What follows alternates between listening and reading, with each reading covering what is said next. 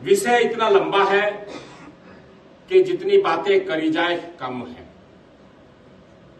मिट्टी सुरक्षित रहेगी, मिट्टी अच्छी रहेगी, मिट्टी पृथ्वी पर संतुलित रहेगी तो अच्छी पैदावार आएगी, अच्छा अनाज पैदा होगा, अच्छा जो पशु उसे ग्रहण करेंगे तो अच्छा दूध मिलेगा, अच्छी अच्छी चीजें यानी कि उसके लाभदायक की चीज मिलेंगी जो स्वस्थ को बिल्कुल स्वस्थ रखे, ऐसी वहां से ग्रहण होगी और हमारे शरीर के अंदर वो प्रवेश करेगी।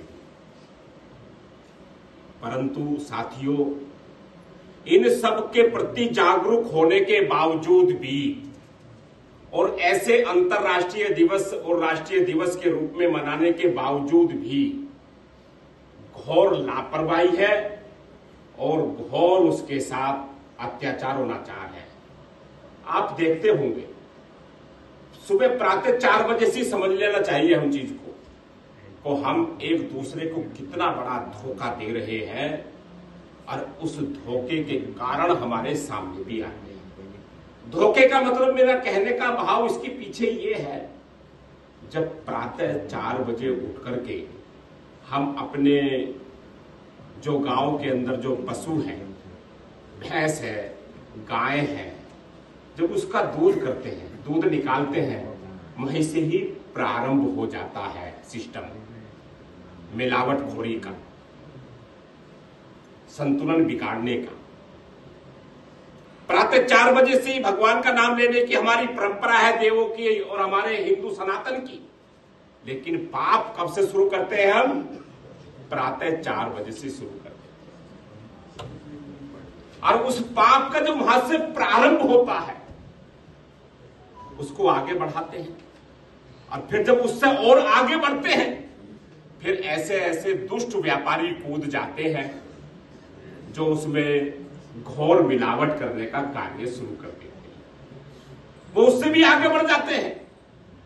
हम किसान परिवार के जो लोग हैं वो तो पानी, इंजेक्शन, यहां तक कि सबर कर पा रहे हैं। और जब वे आगे जाते हैं, जो बड़े मठाधीश दुष्ट राक्षस रूपी हैं, वो क्या करते हैं?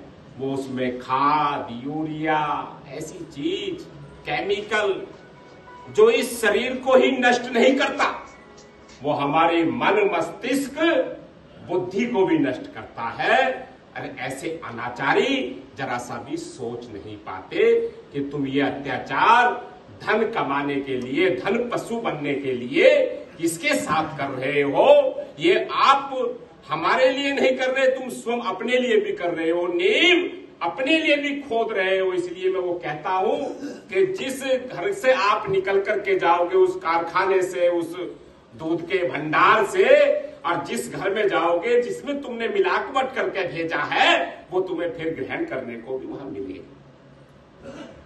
वही जहर मिलेगा तुम्हें दूसरे घर में जाकर जो तुमने परोसा है।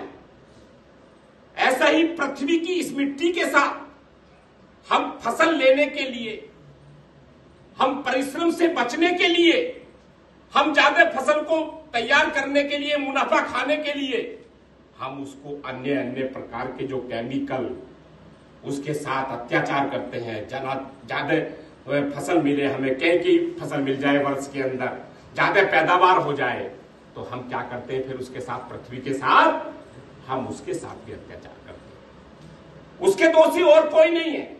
मैं दोनों तीनों चीजों पे हमेशा, और अपने संबोधन में भी कहता, मैं सारे श्रमिकों से कहता था ये बातें।